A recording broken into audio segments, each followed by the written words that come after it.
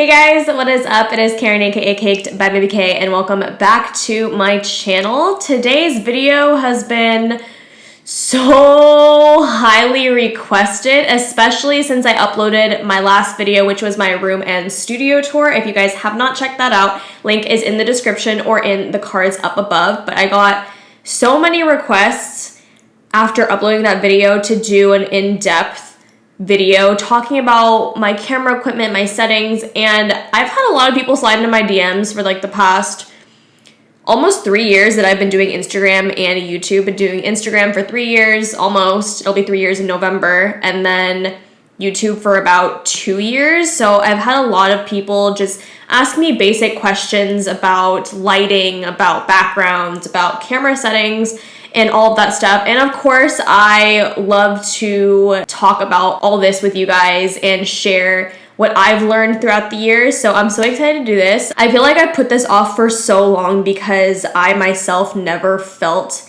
adequate enough with all this tech stuff, because I am not a tech savvy person. Like, I am a literal grandma. But because my setup isn't the most like up to date or the most professional, I always felt like I didn't have a place making a video talking about all of that, because I feel like I'm not at that level yet. But I realized that I'm never going to be at that level, because I'm always going to be improving. I'm always going to be upgrading equipment. I'm always going to be learning more. But I thought that we should start the series now because I've gotten so many requests, and eventually keep updating them so you guys can learn and grow with me. So with that being said, I'm so excited. Also, I'm sorry for my bare face, but it is so hot in LA. I'm pretty sure it's like 100 degrees. It was almost in the hundreds yesterday, and I was practically melting. And if you guys watched my studio and room tour, you guys know that I have the AC units in my windows and not central air, so I can't have my AC on when I'm filming because it just is so loud. So if at any point in time you see me put up my hair in this video, just know that it's just because it's so hot, and that's why I also have a bare face. With that being said, we are going to dive right into it. The first and the most important thing is the device that you're shooting on. So whether it's Instagram or YouTube, when I started my Instagram, I bought my Canon right away. But looking back, I feel like I definitely could have started with my iPhone and my iPhone camera. So iPhones now, like, the cameras are crazy good. I know a lot of people personally that do Instagram and Instagram makeup and have really successful accounts, and they only use their iPhones. With that being said, I would recommend using the back camera because it does pick up a lot more detail than the front. The front camera tends to blur out any imperfections, and it's just not as sharp. And when you are doing, you know, makeup related things, or I feel like you can relate this to any type of category, but when you're taking pictures, you definitely want to shoot in the most raw form and then go back and edit it in post. So with that being said, you definitely can use your iPhone, especially for pictures. I feel like you can also use your iPhone to do YouTube videos now as well. When I was at the Benefit Brow Search, when I didn't want to vlog on my DSLR because it's super chunky, I would just take my phone. And now with my phone, at least, I have the XS. You can shoot in 4K, which is amazing. The only downfall with that is when I was loading the clips onto my computer, it just took forever to convert because it is 4K and it's such high quality. So it took a long time. But if you have a computer that can process that quickly, I would definitely say go for it. I definitely do not think buying a camera specifically for Instagram or specifically for YouTube is really necessary. Like, will you eventually need to upgrade? Of course, but to start out, I definitely think your iPhone is more than enough. So for taking pictures on your iPhone, like I suggested, you should definitely use your back camera. And I know it may be a little bit hard to take the pictures, but here is what I've learned through people that actually do this. Like, I personally don't do this, but this is the best way, is to have your phone out and then take a mirror so you can see what you are shooting. Just take this picture, put the mirror right there so you can get your angles all right. It is a little bit chaotic, but I've seen people do it successfully, and there are some of the most like amazing pictures and makeup accounts on Instagram. Like, I'm not even joking. So definitely the answer to can I use my iPhone to start out? The answer is definitely yes. Moving on to my camera, I use a Canon EOS Rebel T5i. That has served me well for like the past 3 years I've been doing this. I actually bought this camera to start my Instagram because I knew eventually I would have to upgrade, and it was an investment. I got it for a couple $100s. I think in total it was like $700, and it did come with the lens. I use the standard lens that it comes with, which is the 18 to 55 millimeter lens. So that's the standard that every Canon camera comes with, I'm pretty sure. Wow, that was a lot of C's. Anyways, it really gets the job done. I personally am looking for new lenses because I'm just not quite satisfied with the quality sometimes. I will be honest, with this camera, I don't know if it's like all of the ones that came out with this line, or maybe it's just like mine, maybe I just got a defective one or something, but when I'm filming, sometimes you can hear the motor trying to focus, and it's just the most annoying thing. When I'm editing my videos, you can hear like this slight clicking sound, which isn't the best thing. Also, when I'm filming, there are times where it just won't focus, and it's just a little bit frustrating, so that's why I'm looking to upgrade soon. I don't know when though, because lenses are so expensive. If you guys didn't know, the camera body isn't what's most important, it's the lens that is. So whichever lens you're getting, and the more expensive it is, the more high quality your content is going to be. Like I said, the standard lens that came with the camera is serving me well. I'm pretty sure I'm going to be using it for a while down the road until I have enough funds to upgrade it, because you know, your girl is broke. And it really ultimately depends on what type of content you want to shoot. If you just want to do the regular Instagram photo and the regular quote-unquote YouTube content, then I will say the 18 to 55 millimeter lens will suit you. If you want to dive into like more macro shots, product shots, close-ups of the eye, or anything close up to the face, or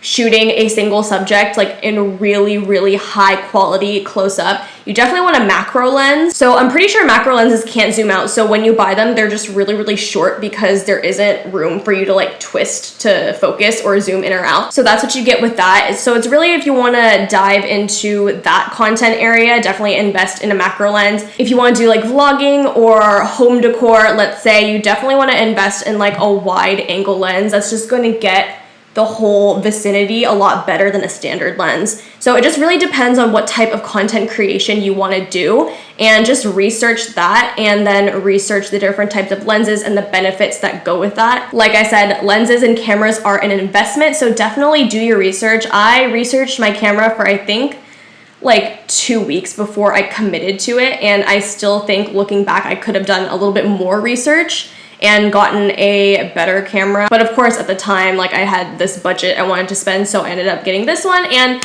it does get the job done, but I know somewhere down the line I'm still going to want to upgrade it. Let's talk about settings now. When I first started, I was taking pictures on the auto setting, and if you're a beginner, this is really going to be helpful, because auto settings, they do everything for you. It adjusts the white balance, it adjusts the ISO, it adjusts how much light goes into the lens, so you don't have to worry about that. So it's super beginner friendly. That's what I was doing for, I think, like 6 to 8 months when I first started out. You can shoot in any environment at any point during the day, and it'll adjust to whatever light is coming in and whatever your surroundings are. After I got done with the auto settings phase, I moved on to the manual settings phase. So with this setting, you can control the brightness, the white balance, yada yada yada, and you can also control the focus. So with this lens, there is a ring that you can turn, and that is the manual focus on the camera. Right now, I'm shooting on the manual settings as well, because with the lighting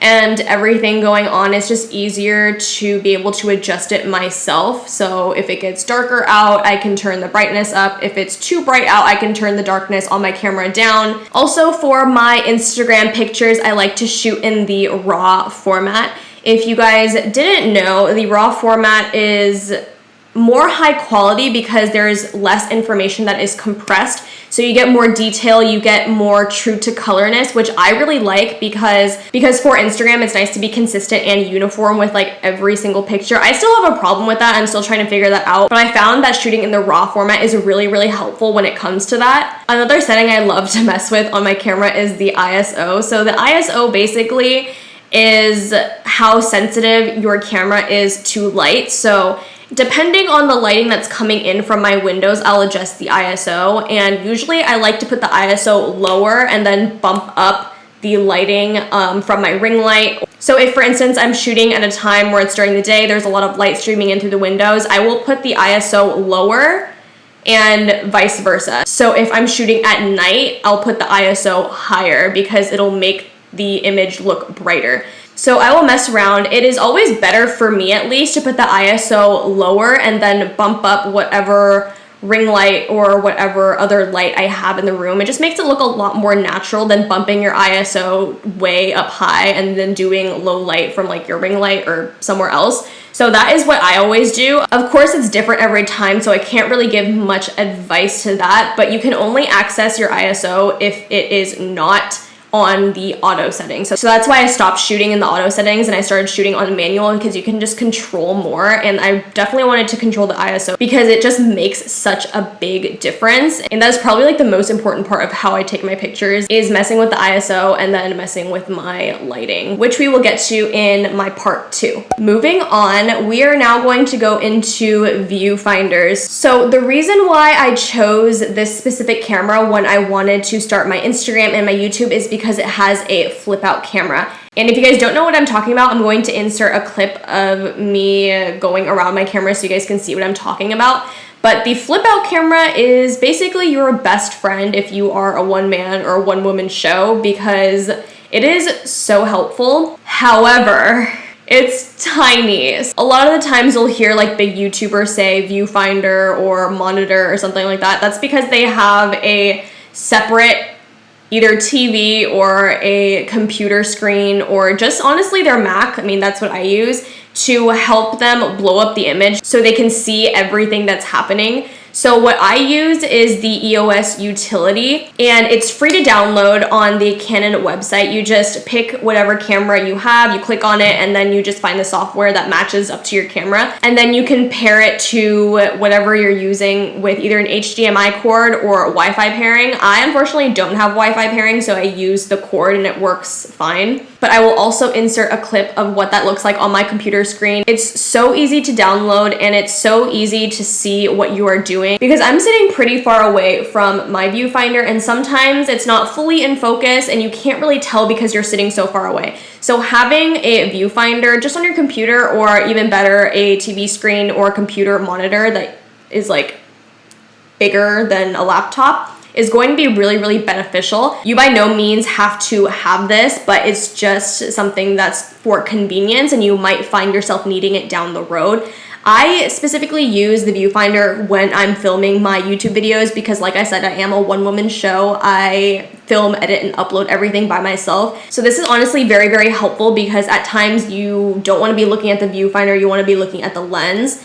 And if I just look down really briefly, I can see I'm in focus, everything's fine, I'm centered. And it's just little things like that that is going to take your content just up a little bit higher until you are creating like amazing content. Now on to camera batteries. So I was using the Canon battery that came with my camera and just solely that. And it would be really, really difficult sometimes because when I'm filming videos, and if it was a lengthier video, my camera battery would run out. I'd have to stop the whole production. I'd have to wait until my camera battery was charged again. So that's why it's so important to have a couple backups of your camera battery. Honestly, having backups of your battery is so helpful because then you just have to change out the battery. You don't have to wait a specific amount of time for your batteries to charge and then resume. And then I found myself being really frustrated when that happened because then I would be wasting time, I would be wasting energy, and my light would be gone. So just having a couple backups of these is wonderful. It's amazing. If you are a vlogger, if you're a photographer, what have you, it's just crucial to have backups of your battery because then if you're out on location, you can't really charge your battery anywhere. It's just more plausible to have backups and just switch it out. What I am looking to upgrade in my battery is having a plug-in one. So I'm on the hunt for that one. I've yet to find one. If you guys have any recommendations, please leave them in the comments down below. I have a Canon T5i, but having a plug-in battery is even better because it is a battery that goes into your camera and then it has a cord that you can plug in, so it's constantly charging. So even if my camera battery were to die, I wouldn't have to take out the battery and then put a new one in. It's just always going to be charged. So that's something that I'm looking into upgrading soon, because during filming, that's like my biggest gripe. That's like the biggest thing that's like the most annoying. The hair has gone up. Now we're going to talk about memory cards. Having an SD card that can hold a lot of gigabytes is crucial, especially if you are doing videos on YouTube. If you can get the 128 gigabyte one, definitely do it. I know those run a little bit more expensive. They're like $100. I'm pretty sure I got my SD card for like 50, 70? I have no idea. I will link it in the description down below because I got it off Amazon, which reminds me, everything tech related is going to be linked in the description down below so you guys can check it out. But going back to the topic of where SD cards are expensive, definitely go to a place where they price match stuff, because on Amazon they're definitely cheaper, and at Best Buy and other prominent retailers, they often promote price matching. So if you can find an SD card for a cheaper price, definitely get it for that cheaper price on Best Buy's website or in the Best Buy stores. That is definitely a life hack worth knowing, so just throwing that out there. That is basically it for this segment of this series. Let me know if this has been helpful to you guys in any way. I would also love to know the camera settings that you guys use if you guys do take makeup pictures on Instagram or if you do YouTube. Let me know what you guys do in the comments down below. I'd love to learn more about what others implement in their videos and their content, and I just love to chat about all this stuff. So with that being said, I hope you learned something, and don't forget to like, comment, subscribe, thumbs up, all that good, and I'll see you guys in the next one.